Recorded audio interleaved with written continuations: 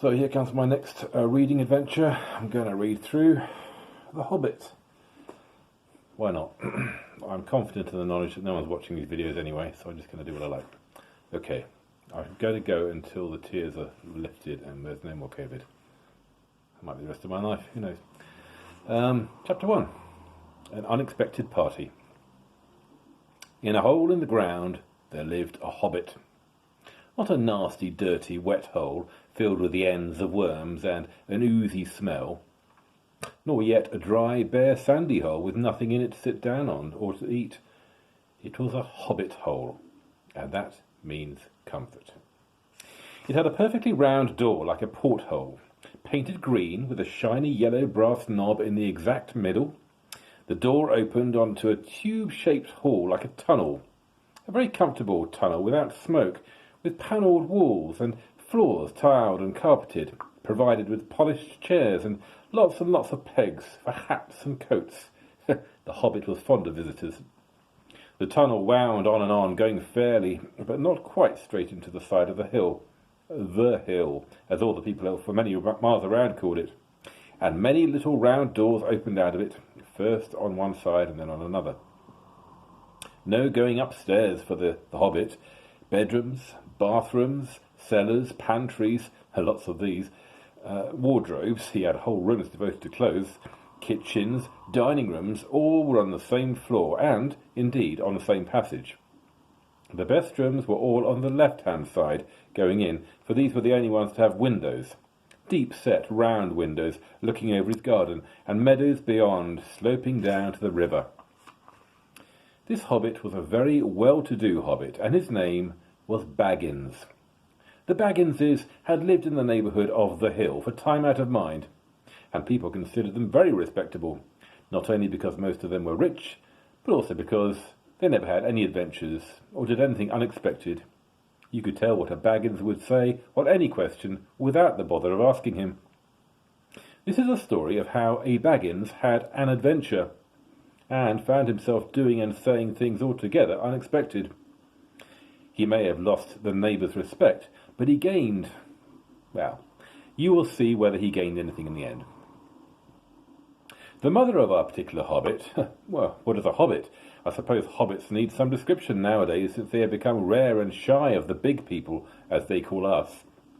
They are, or were, a little people, about half our height, and smaller than the bearded dwarves. Hobbits have no beards.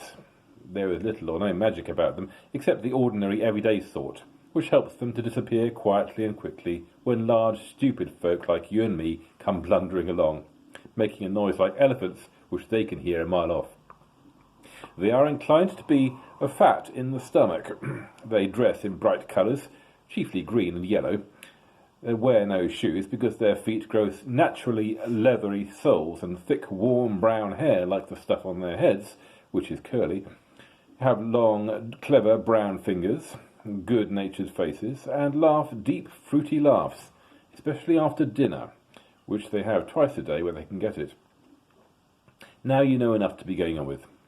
As I was saying, the mother of this hobbit, of Bilbo Baggins that is, was the famous Belladonna Took, one of the 3 remarkable daughters of the Old Took, head of the hobbits who lived across the water, the small river that ran at the foot of the hill.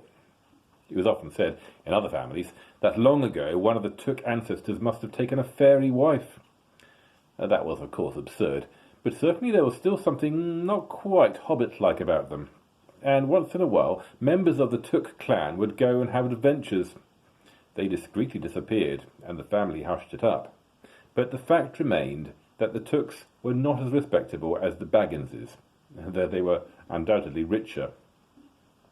Not that Belladonna Took ever had any adventures after she became Mrs. Bungo Baggins. Bungo, that was Bilbo's father, built the most luxurious hobbit hole for her, and partly with her money, that was to be found either under the hill or over the hill, or across the water, and there they remained to the end of their days. Still, it is probable that Bilbo, her only son, although he looked and behaved exactly like a second edition of his solid and comfortable father, got something a bit queer in his make-up from the Took side, something that only waited for a chance to come out. The chance never arrived until Bilbo Baggins was grown up, being about 50 years or so, and living in the beautiful hobbit hole built by his father, which I've just described for you, until he had in fact apparently settled down immovably. By some curious chance, one morning long ago in the quiet of the world, when there was less noise and more green, and the hobbits were still numerous and prosperous, and Bilbo Baggins was standing at his door after breakfast, smoking an enormous long wooden pipe that reached nearly down to his woolly toes, neatly brushed. Gandalf came by. Gandalf, if you had heard only a quarter of what I've heard about him, and I've heard only very little of all there is to hear, you would be prepared for any sort of remarkable tale. Tales and adventures sprouted up all over the place, wherever he went, in the most extraordinary fashion. He had not been down that way under the hill for ages and ages, not since his friend the old Took died, in fact, and the hobbits had almost forgotten what he looked like. He had been away over the hill and across the water on businesses of his own, since they were all small hobbit boys and hobbit girls. All that the unsuspecting Bilbo saw that morning was an old man with a staff. He had a tall pointed blue hat, a long grey cloak, a silver scarf over which his long white beard hung down below his waist, and immense black boots. "Good morning," said Bilbo, and he meant it. The sun was shining, and the grass was very green. But Gandalf looked at him from under long, bushy eyebrows that stuck out further than the brim of his shady hat. "What do you mean?" he said. "Do you wish me a good morning? Or mean that it is a good morning whether I want it or not? Or that you feel good this morning? Or that it is a morning to be good on?" "All of them at once," said Bilbo. "And a very fine morning for a pipe of tobacco out of doors, into the bargain. If you have a pipe about you, sit down and have a fill of mine. There's no hurry, we have all the day before us." Then Bilbo sat down on a seat by his door, crossed his legs, and blew out a beautiful grey ring of smoke that sailed up into the air without breaking and floated away over the hill. "Very pretty," said Gandalf, "but I have no time to blow smoke rings this morning. I am looking for someone to share in an adventure that I am arranging, and it's very difficult to find anyone.